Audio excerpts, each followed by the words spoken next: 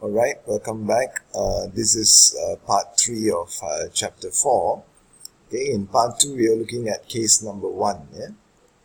Alright, now we look at case number 2 for the same company.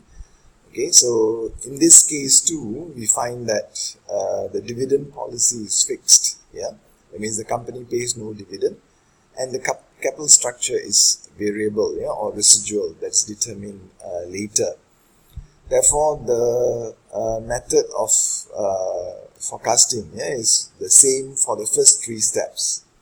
Note this, yeah, the first 3 steps here, they are the same as here, right? Therefore, each item, yeah, will increase by 15%. From 2000, it increases to 2300. This 1600 increases to 1840. The profit increases to 460, yeah. Where it changes, it's the same. Yeah? So far it's the same between case 1 and case 2. Now here it changes, yeah? Because the 4th step, we can compute the dividend. Yeah? Why? Because the dividend policy is fixed. Yeah? There's fixed here means no dividend. Yeah? No dividends will be paid. That means all 460 will be retained. Yeah? The profit will be retained. Nothing will be paid out as dividend, right? Okay, so this is step number 3. So step number 4, no dividends. That is clearly different, yeah, and it's seen here. Now next we compute step number 5. We compute the assets, increase same level 1550, an increase of 15%, same assumption. Okay, and total assets increase to 1150, same value here, and therefore the total liabilities and equity must also be the same as this, yeah. Okay, 1150, that's step number 7, yeah. Then step number 8, because you retain 460 from your profit, yeah, no dividends will be paid, therefore the total profit is retained. Therefore your new level of equity, yeah, will increase from 600 plus 460, you get 1060, yeah. So this is step number 8. So you determine this first, yeah. Then finally, this is the last step, and this is the plug variable, yeah. You determine the remainder, yeah. This minus that, you get, excuse me, 90, yeah. So that is the new value of debt. Okay, so if you want to attain this level of liabilities and equity, and you retain all your profit, so your equity will be 1060, therefore the remainder, yeah, 90 must come from debt. Okay, yeah, so what this case tells you is that, okay, if the company wants to attain sales increase of 15% and it wants to retain its dividend policy of paying no dividends, okay, then it must pay back, yeah, or pay off the debt, yeah, from 400. It must reduce it to 90, yeah, that means $310 of debt must be repaid. Okay, the creditors must be repaid, so the company can only have $90 of debt, yeah. Now note this, the capital structure policy changes here, yeah. The company uses much more equity and very little debt. Okay, so the proportion of equity to debt or debt to equity changes, yeah, compared to the original case. Okay, but it maintains the dividend policy of 0 dividends, yeah. So the same objective of achieving the increased sales can be attained by a different mixture of dividend policy and capital structure policy, yeah. So these 2 cases demonstrate that, yeah. So you can attain the same level of growth in sales by using a different mixture of policies, yeah. So in this case, you cannot have a fixed dividend policy and a fixed, yeah, capital structure policy. You cannot fix both, yeah. Either one has to give way, yeah. So one must be a plug variable. So here in this case, case number 2, the amount of debt is a plug variable, yeah. But here, the case 1 is a plug variable. Right, so this is where the 2 cases differ, yeah. Case 1, the capital structure is fixed, but the dividend policy is variable. Where in case 2, the dividend policy is fixed, meaning no dividends is paid, but the capital structure is variable, yeah. So you can't fix both, you cannot predetermine both, yeah. Either one has to be variable, yeah. Why? Because these two, the total assets increase and total liabilities increase and equity increase must be equal. Because there are many parameters that must come together. You cannot fix all beforehand. Some has to be allowed to be flexible, meaning it has to be a plug variable so that this can be determined at the very end. So that the condition of these two, the total assets and total assets is equal to the total liabilities and equity. This condition must be met. That is why you need this plug variable here. Either this is the plug variable or the dividend here is the plug variable. Okay, so you cannot fix both. Okay, so this illustrates the interdependency of decisions in making financial plan. You cannot fix all the decisions beforehand. Alright? Okay, with that we finish this particular example. We go back to the slides now. Okay. Let me just drag it to the center now. Right, so we move on. We finish this. Okay, now let's look at this example to a diagram, an illustration of the case 1 and case 2 for gourmet coffee, the example that we have just seen. Okay, we start with the income statement in forecasting. We saw that the sales must increase to $2,300, and from this, we can forecast the increase in assets, the balance sheet. Here we look at the new level of sales, but here we look at the change in the level of assets. Notice here we look at the change, here we look at the level.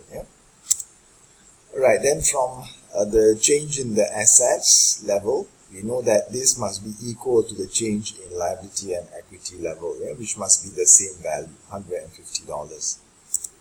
Alright, so since we fixed the financing policy, okay, here the external debt must go up. We assume that all debt are external here. So external debt must go up by 15%, therefore it goes up by $60. Okay, it was 400 first. Because it goes up by 15%, it must increase by $60. Right. Then the internal funding, if this is 60, the internal funding or equity must be $90. The remainder, 50 minus 60, you must have 90. So therefore, these two put together will give you an increase in liability and equity. This is equity, this is liability, which will total 150, and this 150 will be equal to the 150 here. Right. And we have computed that because sales increase by 15%, net income will also increase by 15%. This is 15% increase, therefore net income will also increase by 15%, because costs also increase at the same rate, 15%. Therefore net income is this much, 460, but 90 will be paid as retained, as retained earnings. Therefore the remainder, 460 minus 90, 370 will be paid out as dividend. So this is the plug variable. This is the variable. Okay, this dividend amount is a variable that is determined at the very end. So therefore we call this the plug variable. Is that okay? So here we fix the financing policy, but the dividend policy is variable. So we get this case. This outcome. Okay, the same increase in sales and the increase in assets can be met differently, as we'll show in case 2. Okay, here we start with the dividend, the income statement, because the dividend policy is fixed. Okay, we have the same level of sales, we have the same level of net income, but the dividend is 0. We fix the dividend policy, 0 dividends will be paid, all earnings will be retained. So the retained earnings is now 460. Alright, then we go to the balance sheet. We know that the increase in assets is the same, $150, just like in case 1, and this must be equal to the increase in liabilities and equity, which is also 150. Okay, now this 460 is much greater than 150, yeah, by $310 more, right? Retained earnings is more than this. Therefore, here you need to reduce your debt. Yeah, it becomes negative 360. Yeah, note this. Yeah, this 460 plus this amount must be equal to this. Therefore, this must be negative 310. This means that the company must pay back, yeah, or pay off the creditors, pay off the debt, yeah, long-term debt or debt, yeah, for the company. So that if you pay off 310, you are left with only $90 of debt. You started with $400 of debt. Therefore, in this case, the dividend policy is fixed, but the financing policy is variable. Yeah? So this is the plug variable. So you can meet the same condition of growth, okay, same context of growth, by a different mixture of these decisions. Yeah, you can, if you want to fix the financing policy, then you know that you will have to pay back your debt, yeah, $310.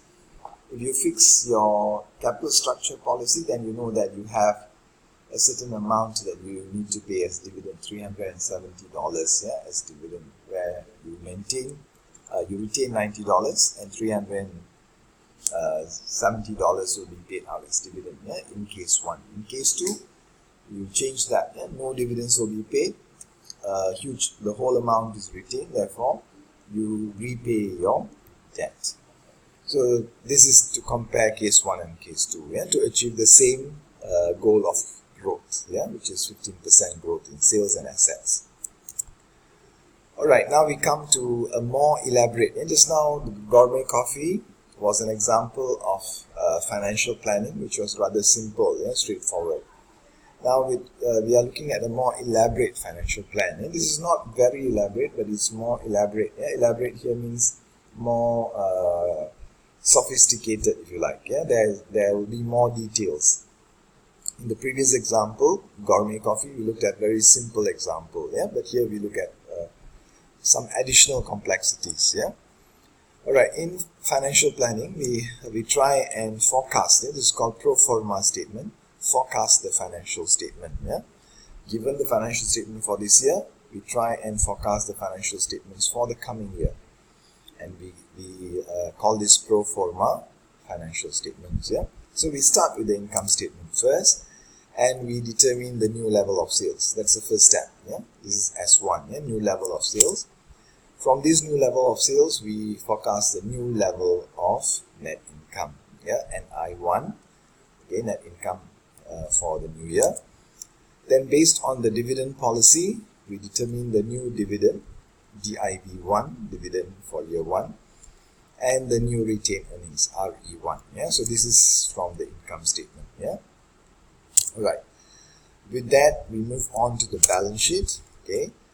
We know that we assume that all items, yeah, assets, items are or change directly with sales, and therefore, okay, we find based on the new level of sales, we can determine the increase. Yeah, here change in the asset level, yeah, not the new level of asset. We are not interested in the new level. Yeah, we are interested in the change in the level. Alright, therefore, why are we interested in the change in the level? Because we need this to be met by the change in liabilities and equity. Yeah? That is why we are looking at the delta or change in the level of assets. Yeah? Okay, so this must be equal to the change in liabilities and equity. Yeah? But this is the addition from the simple example that we saw earlier. Yeah? Here we have change in spontaneous liability. Okay, now spontaneous liability would be liability that changes, that vary directly with sales. Yeah. So an example of spontaneous liability will be accounts payable. Yeah. So accounts payable will increase automatically. Yeah, with the increase in sales. Okay, so this will change. Yeah, due to the change in sales. Yeah. So therefore, this is called change in spontaneous liability. Now this is internal funding. Right, whatever that you retain will be internal funding. This is called spontaneous funding. Okay, and then from your financing policy, you have external funding. Right, this is external funding. all three